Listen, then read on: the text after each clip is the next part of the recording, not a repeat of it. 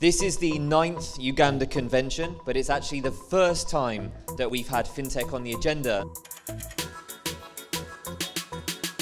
Arguably, this is not only the first time for this convention, but potentially one of the first times for any diaspora Ugandan convention that fintech and technology has been put as the main headline for an event. So I think that's a really good thing to be proud of, and well done to the organisers.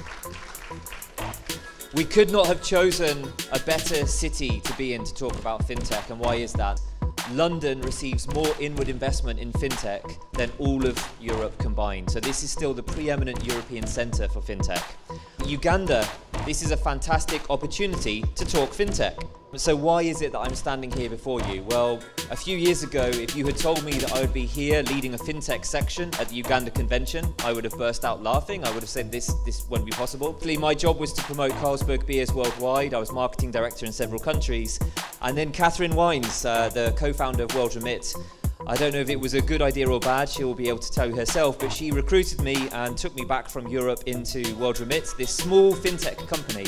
At the time, revenues were in the single-digit millions in terms of the revenues from the organisation. They had around 200 people, and I joined that business to help grow their marketing campaigns globally. So suddenly, every single moment of my life became about remittances and working with different diaspora communities. And Uganda is one of the most important ones for World Remit. It was one of our top 5 markets and really important. So I started to find myself involved in Ugandan community in the UK a great deal. His Excellency, the Vice President, always believed in me.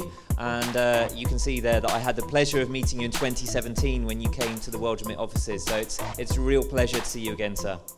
So what happened to World Remit? Well, World Remit became a unicorn this year, and for those of you that don't know some of the terminology in fintech, fintech firstly purely means financial technology merged together. How can we do things better, quicker, faster, ideally for the benefit of the consumers, harnessing technology in a financial sphere. And a unicorn is basically a scale-up business that is now having a valuation of more than $1 billion. And so Catherine, let's all be hanging around her if she's in the pub later, because World Remit this year became a unicorn. So first drinks are on her. Catherine will talk about this a bit later on, but that came through real hard work of building deep roots within the Ugandan community, amongst others. When you think about fintech, it sounds very rational, it sounds very boring. But actually it's about real life things. It's a shame that it's such a rational word, because it's about helping people. It's about giving extra money in the pockets of Ugandans back home. If we can reduce the commissions by 5, 6, 7, 8%, that money, that £100 will still be sent back, but those extra shillings will be in the pocket of the receiver. And that's why I think fintech has the ability to be such a game changer. So why Uganda and why now? Well, I guess my answer to that would be, why not? If you look at the fundamentals of the economy, we had His Excellency the Vice President this morning talking about the consistent growth of the economy, around 6% per year for the best part of a decade. In terms of IMF, it's one of the top 10 fastest growing economies, 38 million people, of which many are very young. But also, I think a real game changer has been this explosion in mobile technology. So now, even in the most remote, furthest away village, there are people with smartphones who can use those smartphones in ways that have never been used before. And actually, as a British person, it can be embarrassing when you look at the technological shift that's going on in Africa. These guys are far further ahead than the British people in some respects when you talk about mobile money and payments and so on. And I know Catherine will mention that later. And this year is going to be exciting for Uganda, because we have some members of FITSPA, which is the Ugandan Fintech organisation. They've flown in today, courtesy of some support from Martin Labbé, so thank you very much. We'll be hearing from him as well and his organisation, understanding a bit more about that. Talking of which, what is it that we need for Uganda to actually make that step change? There's a very small country just north of Uganda. Go north, turn right, it's called Kenya, I think.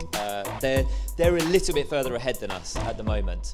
But how do we actually turn that to our advantage? Well, I think that we need 4 things. And the good thing is, all of those 4 things are in this room right now. Firstly, we need government. We need government that has an understanding and an enthusiasm to support the fintech platform. Well, a great tribute to the Ugandan government is how many senior ministers and attachés are here today representing, having that dialogue accessible for all of us to talk to them. So thank you so much for that contribution. Secondly, we need investment. There's a range of different people here who are involved in investing in startups in Uganda. Some of them are NGOs, such as Martin Labe, who will be speaking later. Some of them are investors who would like to come from venture capital or from seed venture capital firms. So there are people here that want to invest in these organisations.